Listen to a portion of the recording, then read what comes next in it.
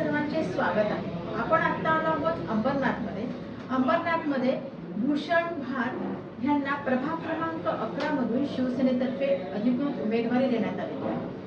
नमस्कार भूषण भाट साहेब. नमस्कार. बरं, आता अंबरनाथच्या 2 डिसेंबर रोजी निवडणुका होणार होत्या, तर त्या आता 20 तारखेला होत आहेत. तर तुम्ही एकूण काय सांगाल की 20 तारखेला आता निवडणुका होत असल्यामुळे तुम्हाला त्याचा फायदा झाला आहे, हे योग्य आहे का अयोग्य आहे? मॅडम, बघायला गेलं तर हे अयोग्य आहे. जे निवडणूक अधिकारी आहेत आता त्यांनी कारणं सुद्धा दाखवलेली आहे आणि जी निवडणूक 2 तारखेला होणार होती 2 डिसेंबरला ती तब्बल 18 दिवस पुढे ढकलली गेली तरी हरकत नाही. आम्हाला 2 तारखेला निवडणूक असो किंवा 20 तारखेला असो आम्हाला लढायचं आहे. आमच्या पक्षाने जी आम्हाला ताकद दिली, आमच्या पक्षाने जे आम्हाला शिक्षण दिले ते आम्हाला फक्त आणि फक्त लोकांसाठी लढायचं. तर 2 तारखेला असो किंवा 20 तारखेला फक्त तारीख बदलली, लोकांचा निश्चय बदललेला नाही. त्यांना 2 तारखेला जे काम करायचं होतं ते 20 तारखेला सुद्धा तेच करायचं. बरं भूषण भाट साहेब, आता तुम्हाला प्रभाग क्रमांक 11 मधले इव्हन अंबरनाथ मधले सगळेच ओळखतात, तुमचं काम माहिती आहे, पण तुम्ही एक अपक्ष म्हणून होता किंवा आतापर्यंत काम केलं, पण आता तुम्हाला शिवसेनेमध्ये यावंसं का वाटतं? कारण कसं माहिती का, 2015ला जेव्हा मी राजकारणाची सुरुवात केली, 2010 पासून मी माझ्या राजकारणाची सुरुवात केली. 15ला जेव्हा मला लढायचं असं माझा निश्चय झाला की मला निवडणुका लढायच्या आहेत, माझ्यासाठी नाही लढायच्या का, लोकांच्यासाठी, लोकांच्या हितासाठी, आपल्या वाराच्या. तेव्हा सिंगल वार होते. 2015ला मला संधी खूप पक्षांनी दिली, पण त्यावेळेस मला वाटलं की नाही, आपण अपक्ष, आपली ताकद किती. तर आम्ही 2015ला सौभाग्यवती देविका भूषण गारुंगे माझ्या मिसेस यांनी 2015 मध्ये इथं निवडणूक लढवली. लोकांनी भरपूर त्यांना मतदान केले, प्रेम दिलं आणि आम्ही सेकंड नंबरला होतो. आमचा पराजय झाला, पण त्याच्यानंतर आम्ही थांबलो नाही. आम्ही वारंवार हरल्यानंतर सुद्धा 2015 ते 2025 आजपर्यंत तो जो आमचा काम आहे, आमची कामाची पद्धत आहे, ती आम्ही सतत चालू ठेवतो. आणि हे सगळं आमचं कष्ट पाहून, आमची मेहनत बघून आज शिंदे साहेबांच्या कृपा आशीर्वादाने कल्याण लोकसभेचे सन्माननीय खासदार श्रीकांत शिंदे साहेब आणि आमचे अब्दुलभाई शेख, बालाजी केळेकर, सन्माननीय अरविंदजी वाळेकर, मनीषाताई वाळेकर यांच्या वतीने आज मला या पक्षाने जबाबदारी दिली. बरं, तुम्हाला ह्यांचं नेतृत्व कसं वाटतंय? म्हणजे आतापर्यंत तुम्ही अपक्षपणे विरोधाकडे तुम्ही लढत होता, आता तुम्ही शिवसेनेमध्ये आलाय, तर तुम्हाला ह्यांचं नेतृत्व कसं वाटतं? मॅडम, उभ्या महाराष्ट्राला माहीत आहे की शिवसेना पक्ष कसा होता आणि कसा आहे. एक आताची परिस्थिती आहे, जे शिंदे साहेब जेव्हापासून मुख्यमंत्री झाले होते तर आज ते उपमुख्यमंत्री. तुम्ही घरोघरी जा, संपूर्ण महाराष्ट्र जा, लाडकी बहीण योजना घरोघरी पोहोचली, लाडका भाऊ. आज महाराष्ट्रामध्ये जिथे जिथे पाणी भरलं होतं त्या ठिकाणी स्वतः एकनाथ शिंदे साहेब पहिला मुख्यमंत्री या भारतामध्ये, महाराष्ट्रामध्ये नव्हे, या भारतामध्ये पहिले मुख्यमंत्री असे असतील की जिथे जिथे पूर परिस्थिती निर्माण झाली तिथे स्वतः सीएम साहेब एकनाथ शिंदे, अनाथांचा नाथ एकनाथ साहेब तिथे पोहोचले. आणि तीच शिक्षण, तेच विचार घेऊन, त्यांचा आशीर्वाद घेऊन आम्ही तोच काम आमच्या प्रभागामध्ये करण्याचा प्रयत्न करीत आहोत. आणि गेल्या 10 वर्षापासून इथल्या जेवढे माझे मतदार आहे लोकांमध्ये त्यांना विचारा, तर आमच्या या सेनेमध्ये साहेबांना बघूनच त्या पक्षामध्ये आज आम्ही प्रवेश केला. बरं, तुम्ही प्रवेश केलेला आहे, पण आज ज्याच्या विरुद्ध तुम्ही लढत होतात त्याच्याशी आज तुम्ही मित्रत्वाच्या नात्याने तुम्ही आज जनतेसमोर जात आहात, इथून काय वाटतं? अगदी बरोबर मॅडम, हा प्रश्न तुम्ही मला विचारला. मी आतुरतेने वाट बघत होतो की हा प्रश्न तुम्ही कधी विचारला. बघा, राजकारणामध्ये कोणी कोणाचा शत्रू नसतो. ही लढाई असते विचारांची लढाई. 2015ला जेव्हा आम्ही निवडणुकीच्या सामोरं गेलो तेव्हा अब्दुलभाई शेख यांची आई आणि भूषण गारुंगे उर्फ रिंकू भाट, माझी मिसेस देविका भाट, त्यांच्यामध्ये लढाई होती. ती विचाराची लढाई होती, वैयक्तिक लढाई नव्हती. आज आमचे विचार आणि अब्दुलभाईचे विचार हे कुठंतरी जुळत आहेत. आमचे आणि त्यांचे विचार जुळल्यानंतर हा निर्णय मी घेतला की आमचा वैयक्तिक वाद होता. वैयक्तिक त्यांनी कधी मला त्रास दिला नाही, मी कधी त्यांना त्रास दिला नाही, कधी आमची शिबिका नाही, फक्त विचारांची लढाई होती. आणि विचारांच्या लढाईवरती आम्ही वेगवेगळे त्यावेळेस लढलो, मान्य होणार. पण आज आमचे विचार जुळले आणि राजकारणामध्ये तुम्हाला माहिती आहे मॅडम, जर दोन्ही शक्ती एकत्र झाले तर त्याचा फायदा गरीब जनतेला आहे, त्याचा फायदा हा वार्डाच्या प्रभागाच्या लोकांना आहे. आम्ही सोबत झालो विकास वाढतच होईल. पूर्वी जेव्हा आम्ही वेगवेगळे होतो तरी लोकांचं आम्ही कामं केली, अब्दुल भाईनी कामं केली, ते नगरसेवक होते, त्यांची आई होती. मी हरल्यानंतर सुद्धा माझा पराजय झाला तरी मी माझ्या लेवलला माझी कामं करत होतो. पण आज विचार करा, जर आम्ही दोघं सोबत येऊन काम कराल तर प्रभागाचंच चांगलं काम होईल. बरं, आता तुम्ही प्रभागाचा म्हणतात, तर प्रभागाचा विकास झाला आहे असं तुम्हाला वाटतं का? इव्हन म्हणजे मला वाटतं प्रभागामध्ये बऱ्याचशा समस्या आपल्याला अजूनही दिसत आहेत. थोडा स्लम एरिया आहे, त्याच्यामुळे कचरा, पाणी हा विषय आहे. तुम्हाला काय वाटते? मॅडम अगदी बरोबर. प्रभागामध्ये 2010 पासून जी पहिला तर याच्या अगोदर सिंगल वार होते, आता प्रभाग वाढलाय. तर इथे जी समस्या होती, कचऱ्याची समस्या असेल, ड्रेनेज लाईनची खूप मोठी समस्या होती. तर जेव्हा अब्दुल भाईंनी मला शब्द दिला आणि त्यांनी जेव्हा नवीन काम चालू केले, ड्रेनेजचे ते पाईप पहिला पूर्वी लहान पाईप होते, आता त्यांनी मोठे पाईप टाकले. तर त्याच्यामुळे मी हात मिळवणी केली. आणि राहिली गोष्ट काही जे काम उर्वरित राहिलेत मॅडम, मी आज तुमच्या माध्यमातून लोकांना ग्वाही देतो, मैं आश्वासन देना चाहता हूँ कि जो काम कुछ रह चुके हैं कैलाश नगर प्रभाग में, एक 40% काम रहे ते मी पूर्ण करण्यासाठी सेनेमध्ये प्रवेश केला आहे. आणि जे काही उर्वरित कामं आहेत ते 100% या 5 वर्षामध्ये मी करणार. बरं, आता तुम्ही म्हणताय की पुढची कामं करणार आहेत, पण प्रभागाच्या विकासाबरोबरच वैयक्तिक विकास आणि सध्या विकासाचा पर्व आहे, त्या दृष्टीने आपल्या प्रभागात गटार, पाणी, रस्ते हे तर मूलभूत सुविधा आहेतच. त्या व्यतिरिक्त आपण आपल्या प्रभागाचा आणि इथल्या मतदारांचा वैयक्तिक विकास करण्यासाठी आपण कशा प्रकारे काम करू शकतो? मॅडम कसं आहे बघा, कुठलाही उमेदवार जेव्हा निवडून येतो, जेव्हा नगरसेवक बनतो, तर त्याच्याकडे हे मूलभूत गरजा असतात.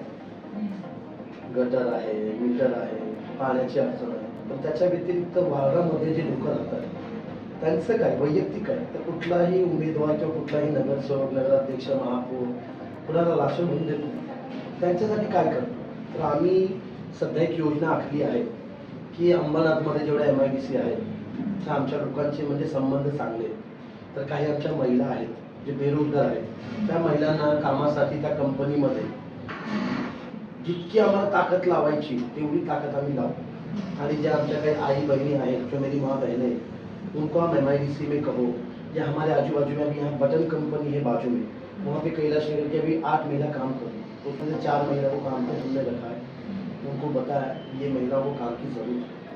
काही मुलं आहेत, आता माझ्या ऑफिसमध्ये माझ्या स्टाफमध्ये कैलाश नगर के 3 लोग काम कर रहे हैं, तो उनको हमने सैलरी भी रखा है. तो आज हम हमारे पास जितनी कैपेसिटी है उतने लोगों को रख सकते हैं. मेरा खुद का कंस्ट्रक्शन का भी बिजनेस है, तर इथे खूप लोक आहे जे करिया काम करतात, मिस्त्री, तो उनको भी मैंने बोला. तर इथल्या ज्या महिला असेल, यहाँ की जो आदमी है, बच्चे हैं जो बेरोजगार हैं, उनके लिए हम ये कर सकते हैं कि जहाँ जहाँ हमारा प्रोजेक्ट चल रहा है या उनको MIDC में काम करना है. अभी 2 यहाँ के हैं ऐसे जो वेल एजुकेटेड है, उनको ऐरोली में कंपनी में जॉब चाहिए था. तो वहाँ पे मेरे लेवल पे मैंने बहुत कोशिश करके 2 जन को वहाँ पे काम पे लगाया. तो उनका खुद का विकास भी होएगा. जब वो खुद काम करेंगे, उनके घर में रोजगार आएगा, तर त्यांचा सुद्धा विकास होईल. आणि हेच करण्यासाठी आज मी परत पुन्हा 2015ला पराभव झाल्यानंतर सुद्धा आम्ही हिम्मत हारलेलो नाही. आणि 25ला माझा हाच अजेंडा आहे कि जो लोग यहाँ पे बेरोजगार हैं, अब कितने लोग हैं यहाँ पे जो हाथगाड़ी लेके उस पे काम धंधा करके अपना घर चला रहे. तो जैसे चुनाव खत्म होगा, मैं यहाँ पे 10 लोगों को मेरे तरफ से हाथगाड़ी देने वाला हूँ. 26 जनवरी को ये मेरा पहला कार्यक्रम रहेगा. आणि 20ला निवडणुका संपतील, 21ला रिझल्ट येणार आहे. निकाल लागले, रिंकू भाग हा 22 तारखेपासून जोमाने कामाला परत लागणार आहे.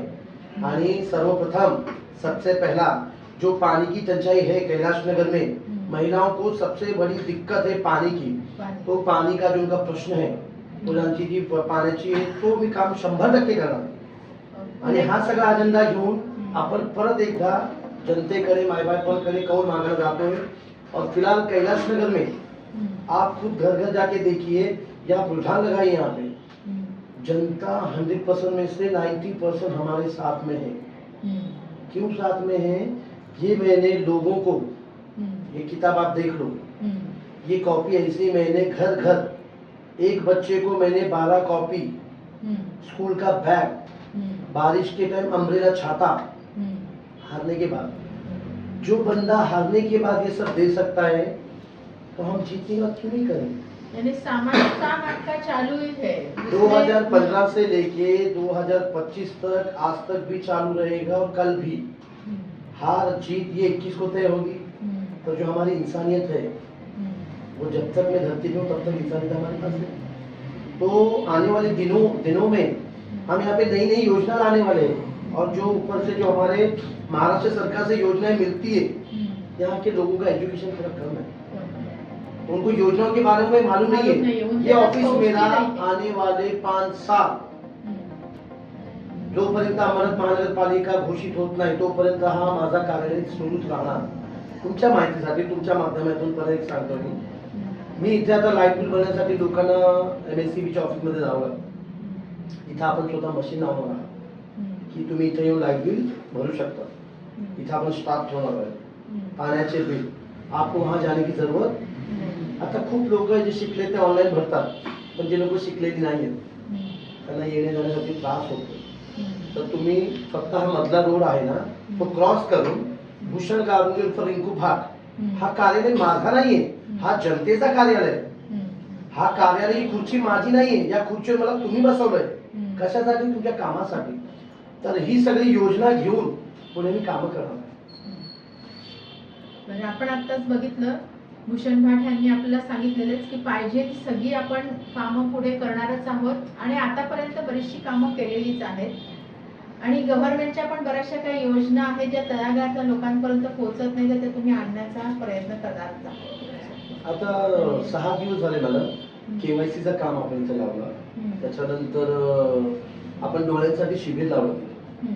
आता 2 दिवस मी आधार कार्डचे जे नाव करेक्शन कसं आहे बघा, अधिकारी कामं करतात त्यांना पण टेन्शन असतो.